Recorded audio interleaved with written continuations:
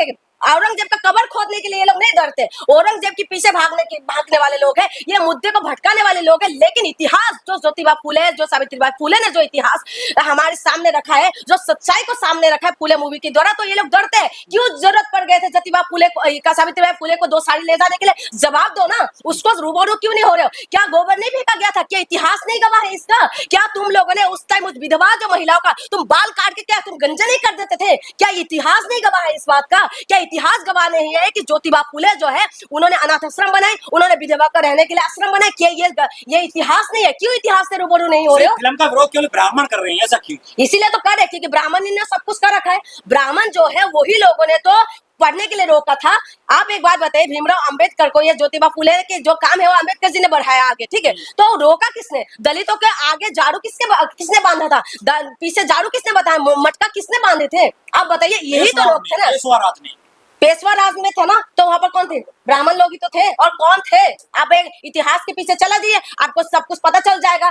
आप एक बात बताइए, क्या बोलते ब्राह्मण जो पहनते हैं जेनू पहनने, जब दलित लोग अगर उसका कहते हैं तुम्हारे और हमारे बीच में क्या फर्क है बताओ, वो अगर पहनने की जिद करते थे तो ये लोग कांटे पहना देते थे। ये वही लोग है। इसी वजह से फुले मूवी से इनकी पूरा तन मन में आग लग रहा है। क्यों इतना विरोध कर रहे हो? क्यों विरोध कर रहे हो? सिर्फ फिल्म का एक सीन दिखाने के लिए तुम्हारी पूरी ब्राह्मण समाज की तुम्हारी मिर्ची लगने लग गए। जगह जगह पे तुम लोग प्रोटेस्ट करने लग गए। तुम प्रेस कॉन्फ्रेंस करके तुम बता रहे हो कि मूवी रिलीज नहीं होना चाहिए। तो फिर तुम लोग आज की डेट पे भी मध्य प्रदेश के अंदर आप देखें कि दलितों के मुंह पे पेशाब कर देते हैं और ये कहते हैं कि हम लोगों ने तो सब कुछ बराबरी दे रहे। हमारे संविधान नहीं होते ना तो महिला पढ़ सकते थे, ना तो दलित आगे बढ़ सकते थे। यही टाइम है जिस वक्त ये लोग दलितों के नाम पे वोट लेते हैं, लेकिन दलितों को मान और सम्मान नहीं देते। आप बताइए, राष्ट्रपति है ना, क्यों राम मंदिर का उद्घाटन में क्यों नहीं बुलाया राष्ट्रपति को? राष्ट्रपति कौन सी उसमें से आ रहे? उनका महामहिम है, साधारण व्यक्ति नहीं है, हमारे जैसे साधारण महिला नहीं है, वो महामहिम है। लेकिन उनको क्यों नहीं बुलाया? क्यों नहीं बुलाया? उनकी जात को देख के,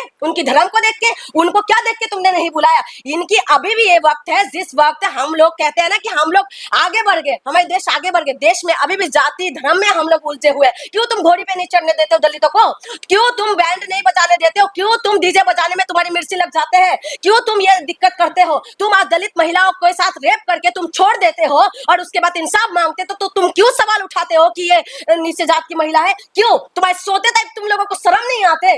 तुम्हें सोते टाइम तुम्हें दिक्कत नहीं है, लेकिन रेप करते टाइम तुम लोगों को दिक्कत नहीं है। तुम उसको दासी बनाने के लिए तुम्हें दिक्कत नहीं है, लेकिन नाम देने के लिए दिक्कत है। क्यों? लेकिन जो फुले दंपत्ति ने एजुकेशन के लिए काम किया, विधवाओं के लिए, बच्चों को लिए, तो बढ़िया काम किया, तो उनका विरोध क्यों करते हैं ये लोग? मैं क्या कह रही हूँ, ये लोग महिला विरोधी है, सबसे बड़ी बात है। देखिए, यही ब्राह्मण लोग है और ये जितना भी है जो ऊंची जात खुद को जो समझते हैं, यही लोग हैं। और कौन है आप बताइए? महिला विरोधी मैं इसीलिए बता रही हूँ क्योंकि इनकी हर बात में दिखा जाता है महिला विरोधी। आप बताइए, महिला के हस्बैंड मर जाते थे तो पूरी तरीके से ये गंजा क्यों कर देते थे? क्यों करते थे? महिला को तुम पढ़ने के लिए नहीं दे देते हैं? क्यों नहीं भेजते थे तुम बाहर? तुम्हारी इसी में तो लिखा हुआ है ना कि पहले ये पिता के अधीन रहेगा, फिर ये हस्बैंड के अधीन रहेगा, फिर उसके बाद पुत्र के अधीन रहेगा। क्या महिला के पास अधिकार नहीं है स्वतंत्रता के?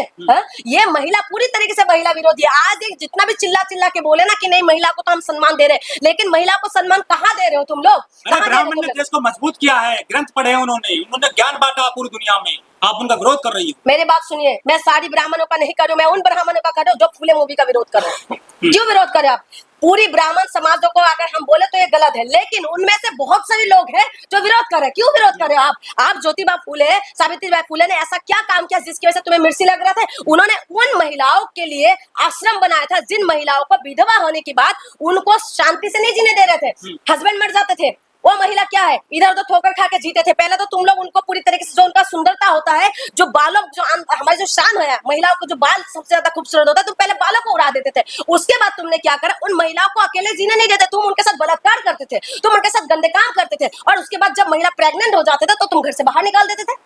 महिला कहाँ जाएगी? तो उन महिलाओं के लिए अगर सावित्रीबाई फुले ने अगर अनाथ आश्रम बनाया तो क्या गलत किया? अगर सावित्रीबाई फुले ने महिलाओं को पढ़ लिख के आगे बढ़ने के लिए बोला तो उसमें क्या गलत किया? अगर उन महिलाओं के लिए सावित्रीबाई फुले आगे बढ़ के उनके दामन को थामा तो इसमें सावित्रीबाई फुले ने कौन सा गलत कर दिया जो इनको मिर्ची लग रहा है? ये महिला विरोधी है। ये नहीं चाहते थे कि महिला कभी भी आगे बढ़े। ज्योतिबा फुले ने सावित्रीबाई फुले को इसलिए पढ़ाया था कि महिला को आगे बढ़े। किसने सबसे पहले स्कूल बनाया? सावित्रीबाई फुले। आज जो मैं बोल पा रही हूँ किसकी वजह से? आज सावित्रीबाई फुले की वजह से मैं बोल पा रही हूँ। आज जो फाइटर प्लेन लेके जो महिला उड़ रहे हैं ना, जो लॉयर है, जो एडवोकेट है, जो इंजीनियर है, तमाम बड़ी बड़ी पोस्टों पे जो महिला है, सिर्फ और सिर्फ सावित्रीबाई फुले अगर आगे बढ़ के वो नहीं करते तो आज हम यहाँ नहीं खड़े होते। आज बड़ी बड़ी जर्नलिस्ट कैसे बन रहे, आज मिनिस्टर कैसे बन रहे महिला, सिर्फ और सिर्फ उनकी योगदान की वजह से। आज अगर हम महिलाओं को अगर किसी को पूजा करना चाहिए ना, ये सावित्रीबाई फुले, ज्योतिबा फुले, भीमराव अंबेडकर को पूजा करना चाहिए। हमें कहीं पर भी जाने की जरूरत नहीं है। हम अगर इनकी पूजा कर लेंगे ना, क्योंकि हमें जीने का अधिकार इन लोगों ने दिया है, इन्होंने नहीं दिया। जो बड़े कास्ट, जो अपर कास्ट खुद को बताते हैं ना,